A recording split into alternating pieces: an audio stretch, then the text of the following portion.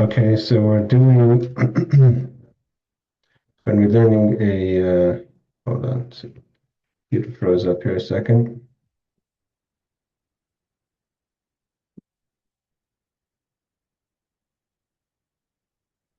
Yeah, we're going to be learning a talk of the Rebbe from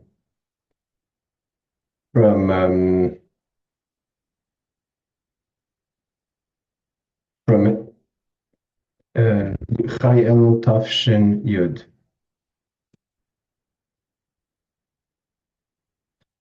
And his early years, it's very, very powerful for bringing.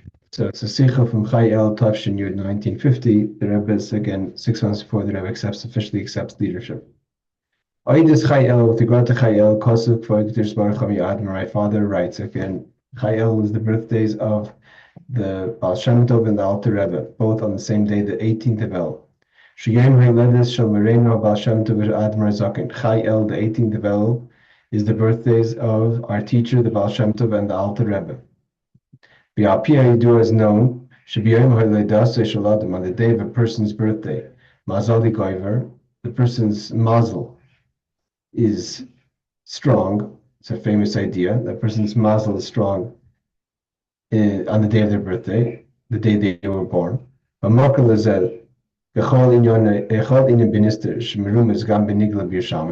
Rebbe says, he doesn't quote it, but he says there's a Yershami to support this idea that the mazel of a person, he or she, on their birthday is strong. Movement, that's why people give blessings to people on their birthday, and it's a time for reflection, etc. Movement, Shebachai Elul, Naseh Hagvaris, Hakoiches, Shomerena, Bachan, Vadmar Zaken. So if it's the birthdays of the Baal Shem Tov, our teachers, the Baal Shem Tov and the Alter Rebbe, surely their Inyan, which is represented by the mazel, is going very strong. And therefore they have a powerful day, even more than the rest of the year, to be effective in their inyanim, the things that matter to them, or the things that is the kavanah for them. The ideas of the Baal Shem Tov and the Alter Rebbe, my father-in-law, the previous Ahavas Rebbe, explains that what was the idea, what was the inyan, what was the purpose, so to say, what was the mission of the Baal Shem Tov? Baal Shem Tov solo derech l'chol echad ve'echad Yisrael. The Baal Shem Tov paved a derech, a way for every single Jewish individual, not just Chassidim, every Jew. Afilu pashut pshutim, not just the scholars, even the most simple of people. Sheyochel Ahavas Hashem Yisparach. Baal Shem Tov paved the path for avodah. That every single person, even though a simple person, could serve Hashem. And that's what the Alter Baal Shem Tov did. What did the Alter Rebbe add to that? He showed he showed how, especially by the Tanya, and in general through Chabad Chassidus, how every single individual, including the simple of the most simples, could serve Hashem. It means the Baal Shem Tov paved the way that you can do it. But sometimes when you can do it, but the question is how. The how, or the possibility was the Baal Shem Tov, but the how, that was with the Alter Rebbe. The Makam Achar, in another place, there's an explanation. More the Rebbe quotes this later. We're going to see this in Parshas Vayetze. Baal Shem Tov Hemet Sulam, that the Baal Shem Tov put up the ladder. Sha'akol, that every individual, he or she, Gaman Rasha Apshutim, the most simple person, Yechol Allah Silov, could elevate spiritually higher. And the Rebbe says in other places, this is the same ladder of Yaakov Avinu's dream. So the ladder of Yaakov's dream that was all the way back from the beginning of time, so to say, of our birth, the Baal Shem Tov put it back up that you could climb that ladder. The Alter Rebbe shows us how to climb the ladder. You have a ladder, you don't know how to climb it. The Alter Rebbe shows us how does a person climb the ladder. So the two explanations, there's two things given. One explanation is this: the Baal Shem Tov paved the path of avodah for every person. The Alter Rebbe showed how to go through the path of avodah. And the second one is that the Baal Shem Tov put up the ladder for elevation. The Alter Rebbe showed how to climb that ladder. Even though the talk of the Friedrich Rebbe, the Rebbe is quoting the talk of the previous Rebbe, doesn't say exactly what is this path or this ladder. How is a movement that's understood anyways? Mashakosov, according to Shmar Chamir Admir, what my father, the previous Rebbe, the Lubavitch Rebbe writes, what is the meaning of the Baal Shem Tov? And surely that's how one does avodah, is Ahavas Hashem, Ahavas HaTorah, Ahavas Yisrael. The three loves of loving God, loving Torah, and loving your fellow Jew. Like if you should move the upon, sometimes we say the heart is brought in the reverse. Ahavas Yisrael, loving your fellow Jew, then loving Torah, and then loving Hashem. Lamata, lamata, or lamata, lamaila. Either we look at it from above down, starting with loving Hashem, loving Torah, loving your fellow Jew, or from below up, loving your fellow Jew, loving Torah, loving Hashem. Ahavas Elu, these three loves. Again, incidentally, this is the Rebbe talks about these three loves when he gives his sort of his mission statement in the Farbrengen of the 10th of Shvat. Ahavas Yisrael, Ahavas HaTorah, and Ahavas Hashem, k'shur zeh b'zeh v'ashur kol machad. These three loves are not separate loves; they're connected, and essentially they're one. U'v'lashon Mishnah, as it says brought down in the Mishnah, in Ahavas Perek Gimel, kol sheruach habris noecha himenu. If a person is a kind of person, he or she, that ruach habris, the people are gravitate towards you, or they feel kind, they feel good around you. You give off a good aura with people socially, is a sign that ruach hamakom nechemenu, that God is happy with you. If you're a person who's having a challenge with socially, means that there's something there that you need to rectify, that God's also not feeling the comfortable, so to say, around you. It's not talking about that the ruach of the spirit of the wise people don't find you comforting, or the rich people, or the socialites.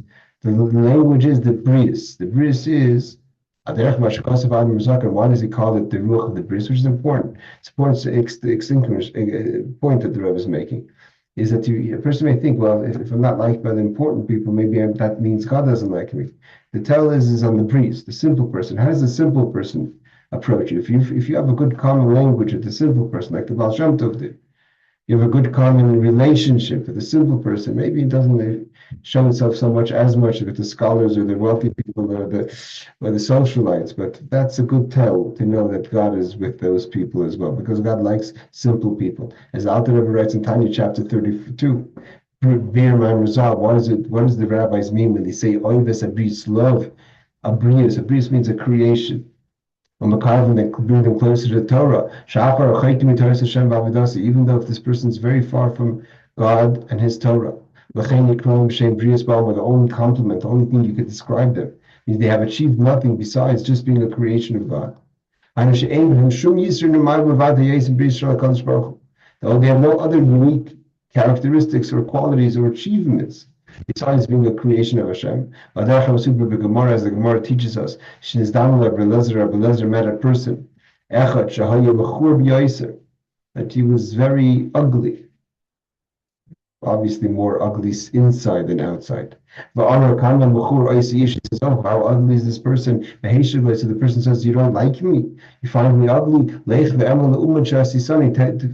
complain to the person who made me, or to the to the mass, to the worker, or the skilled person who made me, the skillster who made me. We're not talking about a person, we're talking about God. And the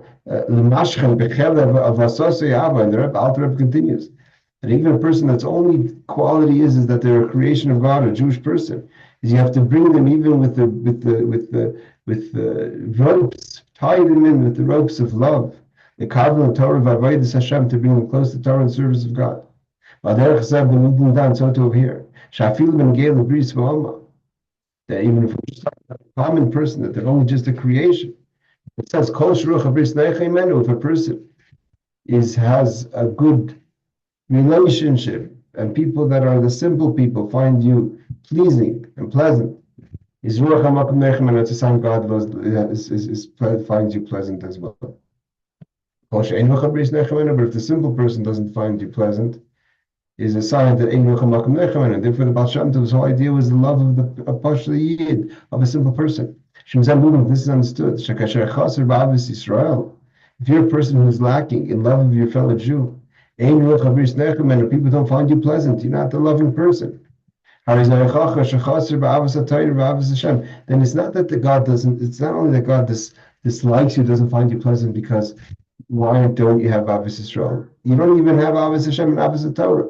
You can't have proper Ahavas Yisrael if you can't have proper Ahavas Hashem and Ahavas HaTorah if you don't have Ahavas Yisrael. You can't love God and Torah and not loving your fellow Jew. It's a sign that God doesn't find you pleasant, not just because of your lack of Ahavas Yisrael, because because also you don't have the Ahavas Hashem, you don't have love for God and love for Torah. But Pratis Yosef, the Rebbe continues. Sometimes a person loves God, and that can bring you to disconnect his body, to be alone. Just in general, just to be a person who's a loner. You just want to do your thing with God, and specifically from simple people. Simple people demand too much. It's too separate. You're too separate from them, so you have no common language. But that's the Ahavas HaTorah. So to a person only has love for Torah. Also, that's not so good. You could become egotistic. You become special to yourself. Well, you don't feel anyone's worthy of your company, or them of your company. Therefore, it's not good enough to have Ahavas Hashem and Ahavas HaTorah, because those two things could lead to unholy and inappropriate behavior. Whether it's just to be cut off from people, especially common people, or to find other people, to be feeling you're elevated from people. Ahavas Yisrael must be Ahavas Yisrael part of the three chains of connection. Nesi'im is more than that. Not just that you need all three, but if you don't have proper Ahavas Yisrael, it's a sign that you clearly lack in loving God and loving Torah. It can't possibly. Love, like the Rebbe brings that in Hayom Yom.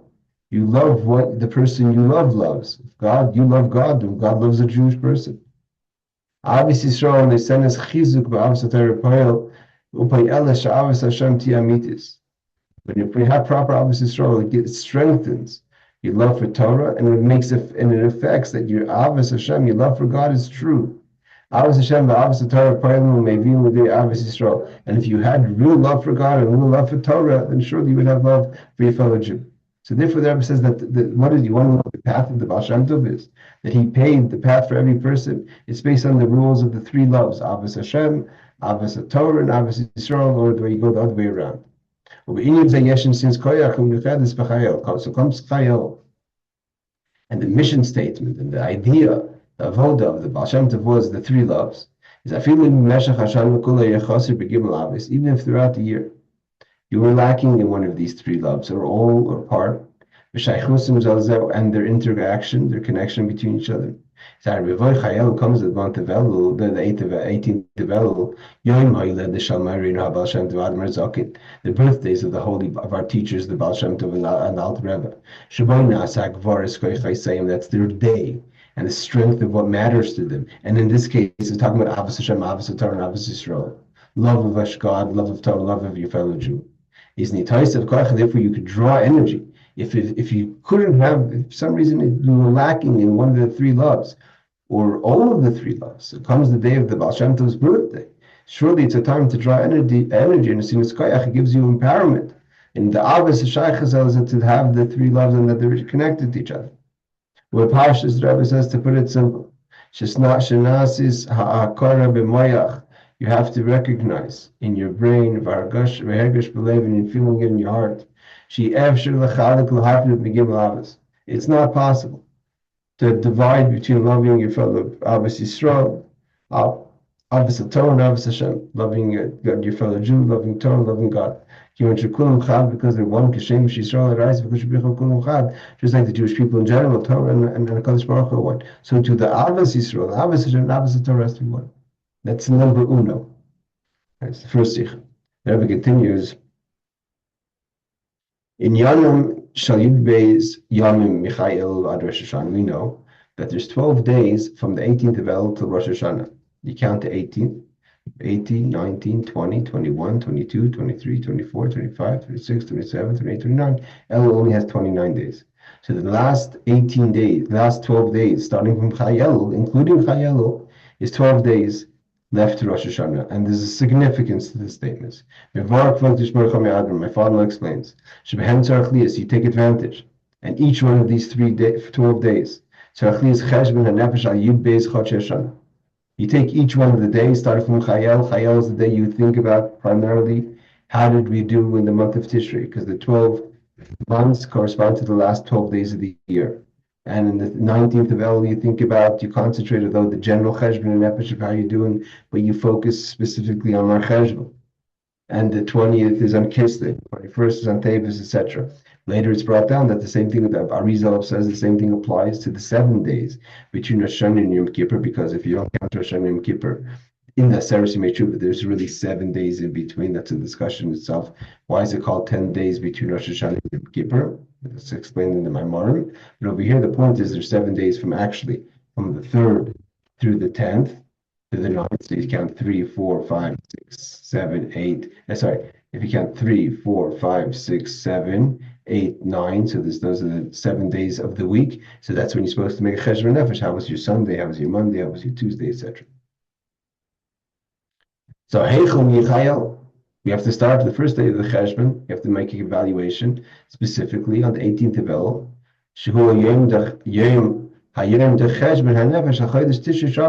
That's how you have to think. How did I do Tishrei? How did I do Rosh Hashanah? How did I do in my 10 days of Tshuva? How did I do in Yom Kippur? How did I do my preparation for Sukkot? How was my Simcha in Sukkot? How was my Simcha in Simchas Torah? How was my Sukkah? How was my Lulav? How was my being a host to guests? That's in the Chayil. We focus on the Tishrei. So they're bad. So therefore, if you're saying that the month of Chayil is the Chodesh HaCheshbon, the month that a person evaluates how Tishrei was, so now the Rebbe says, here we're sitting here, Tafshin Yud, 1950, which is when the Friedrich Rebbe was alive the year before, 1949.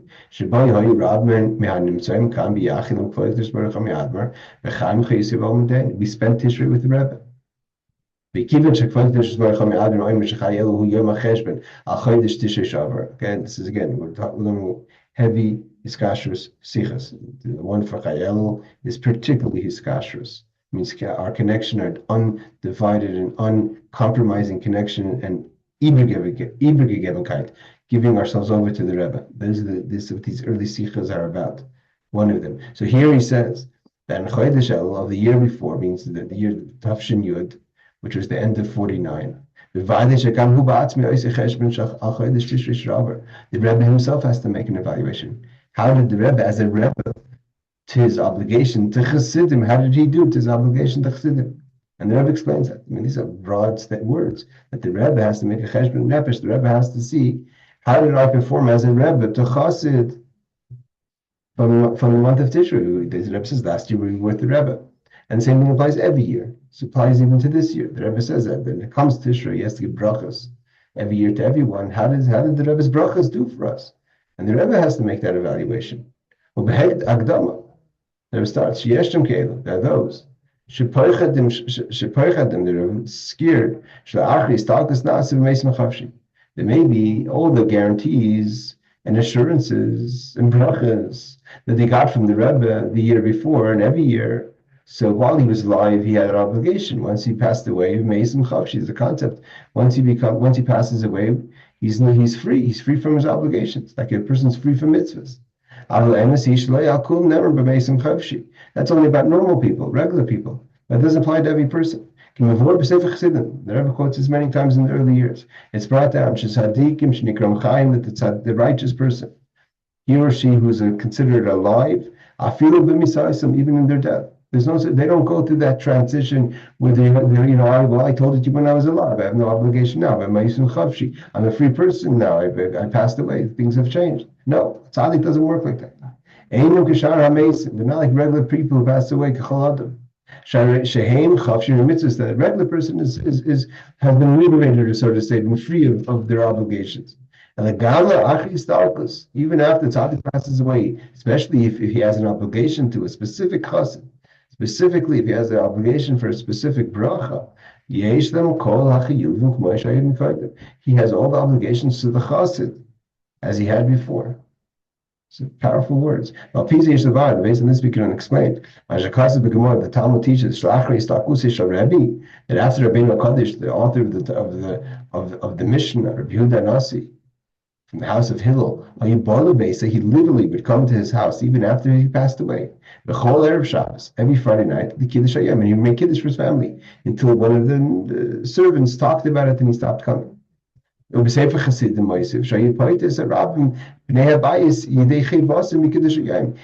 Kiddush for them, and they wouldn't have to make their own Kiddush. His wife, his children, whoever it is he was making Kiddush for, they listened to his Kiddush and he was mighty them. Which that's incredible. Why? The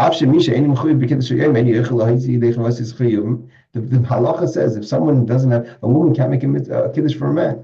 Why? Because if a person doesn't have an obligation to make Kiddush, you can't be mighty someone else. So how would Rebbe be able to be mighty other people in Kiddush if you didn't have an obligation? If you're saying a person who passes away is chafshi of mitzvahs, because that doesn't apply to Rebbe. He's not your regular person that's no longer obligatory to make Kiddush. Shem chafshi and mitzvahs, they're free of mitzvahs. And the Yesh Lavachiv the Kiddush Yom, he has the mitzvah so much so that he can be makayim it in such a way that he can be mighty acherim, he can be mighty the living. Rabbi Rabbeinu Kodesh passed away. He's buried where he's buried over there in the north. He would come every Friday night from the afterlife, coming in the form of a person, and he would literally make Kiddush and be mighty the family. Well, Pisa moving. It's like it says, Rebbe said, keep my bed warm, keep my bed made, my table, because I'm still here. While Pisa moving, people get all worked up when you say a tzaddik never passed away. This is not a new thing. It's Rabbeinu Kodesh, the Gemara says that. Sefer Chassidim says that it was mighty the Mapi Halacha. While Pisa moving, this understood. There's another story that's brought down in the Sefer Ein Makamelech. Those who live in Eretz Yisrael love this story. It's called Avram Avinu's Shul. That Shir for us, Avram Avinu, Kasiru the Minyan. It's a famous story that's told. There was a Yom Kippur in Hebron, and there's everyone goes to Hebron today. There's a shul there called Avram Avinu's Shul, and it's called that because of the story that they had 9 people. They were missing a minyan. They were very disturbed. Why don't they have a minyan? A person showed up. They didn't know who he was. He stayed the entire davening. He counted as the 10th person. And it turns out he was Avram Avinu. Avram came down from the afterlife to make sure that in his city, where he's buried, there's going to be a minyan. Nevertheless, he was counted as the minyan. And it wasn't like he made a mistake. Avram Avinu is not like a regular person. He still counts as a minyan. Shehem Chavshin mitzvahs. He's not free of mitzvahs. So what does this mean? I'll be able to stop soon. I don't think we're going to make it to the end of the Sicha. So what does this mean, the Rebbe says?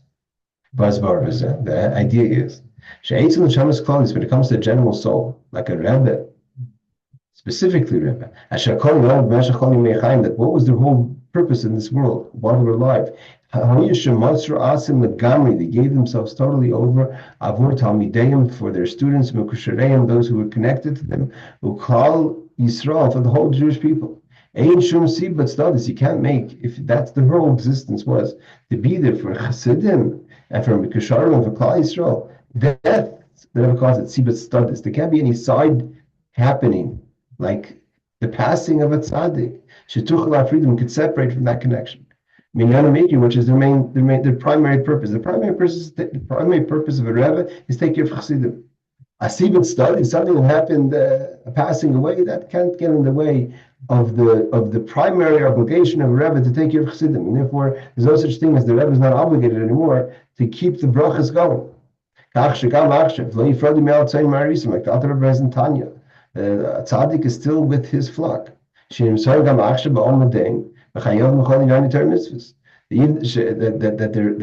they're found in this world and they have obligations. Like Torah mitzvahs, that even there means the tzaddiks congregants, the tzaddiks chassidim that are in this world, and they have to do Torah mitzvahs. The Rebbe still is obligated, to help, to show them how they can do the mitzvahs. You can't say that the Rebbe doesn't care about my parnasa, the Rebbe doesn't care about my gesund, the Rebbe doesn't care about my chassidishkeit, my yiddishkeit, because he passed away. If I'm a chassid of the Rebbe, we're a chassid of the Rebbe, and I have things that I have to take care of, the Rebbe is obligated to help me take care of them. He can even take care of what the congregation needs. Rebbe made kiddush. No such thing as now that he passed away, they're not obligated. They're free from their obligations. They have the same obligations. And even on a stronger level. They can perform even better because they're not limited to body. That even a tzaddik, at the highest level, still is limited when he's in a body. Now that he's out of a body, he can help a chassid much more, a yid much more. Now that he has the limitations of the body. In this sense, the Rebbe, even after the passing, the Rebbe makes the cheshbon Chai Elul al Chodesh Tishrei. How did my brachas work? And he benched every one of us in a Shana Tov Masukah. From the year before, notwithstanding the passing, he's obligated, and he does. As before, like the years before, the nation of time, 2-3 years. The 30 years. Once he becomes a Rebbe, he gives himself over to Talmidim, to students. He has an obligation. Let's see if I can pull off another Sif. Yeah, let's just finish this. Sif. The Rebbe says, what's now? So now that we know that the Rebbe has an obligation, so what is the cheshbon? What's the calculation the Rebbe has to make about how do we do as a Rebbe? With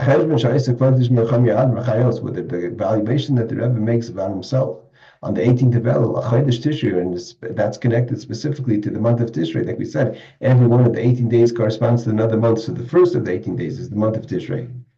All the blessings that the Rebbe gave us, that he gave us last Tishrei, he has to make a cheshbon. How did my brachas work for my chassid? The Friedrich Rebbe used to say, he never went, like he says, bankrupt. He never went bankrupt. Bankrupt means chas v'shalom, God forbid. If he had obligations, he paid them. If he gives a bracha to someone, the person may say, "Oh, maybe the Rebbe overreached. He gave a bracha he couldn't perform." He never went bankrupt on a chassid. If that's the case, his brachas are going to come. The Rebbe, if he promised, for sure, there's nothing stopping the bracha from happening. He wouldn't promise if he couldn't do it. He doesn't just make a promise. There's one condition as a chassid. He's kashus of Rebbe. You have to stay connected to the Rebbe. The amunah, you have to believe now. Tavshin Pei Zayin. Tavshin Pei Vav. Shagam Achshav Yochel Amal Bevad Yamal Kol Berchaisav. That the Rebbe's brachas can and will happen. What does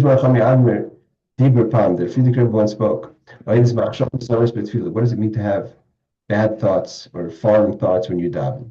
Is like a person. He knocks on the window of the king. And the king comes and opens the window. You knocked on his window. I said, the door, sorry. You walk away from the king. The what is the example? First organize, praise Hashem, and then you ask. You can't just say praise Hashem and not ask.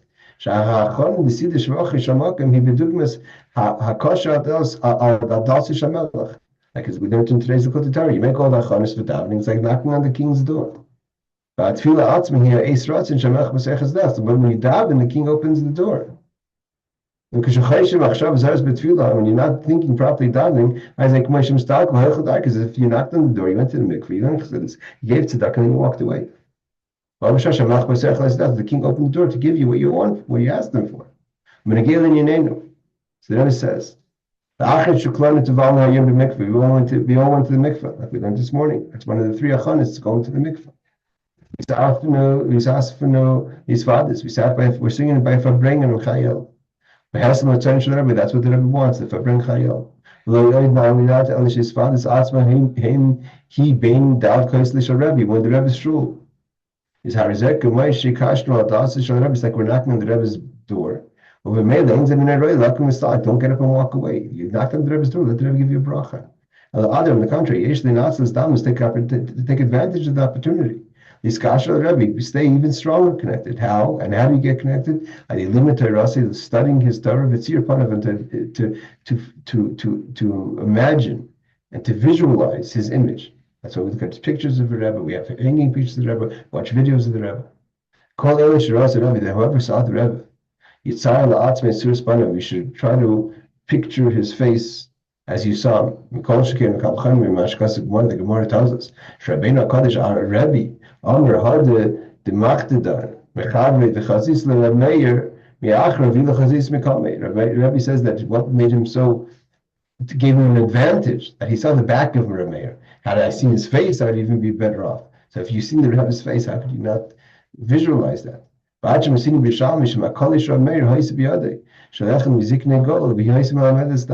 Someone was holding the staff of Meir in the north, in the Galil, and that gave him understanding. By day is Kashrus Rebbe, when we stay connected to the Rebbe, the Vadi is Smalak over Chaysev, then the Rebbe is going to fulfill all the blessings that he promised us, and we're going to have this year still all the brachas that the Rebbe, that maybe we didn't, we have 18 days, now we're holding Yud, you have 20 days, that the Rebbe's brachas are surely going to come true, and surely for next year, for Shana Tayim Masufah, to the biggest bracha, Mashiach Tzidkenu, will continue, as Hashem, in the next few days.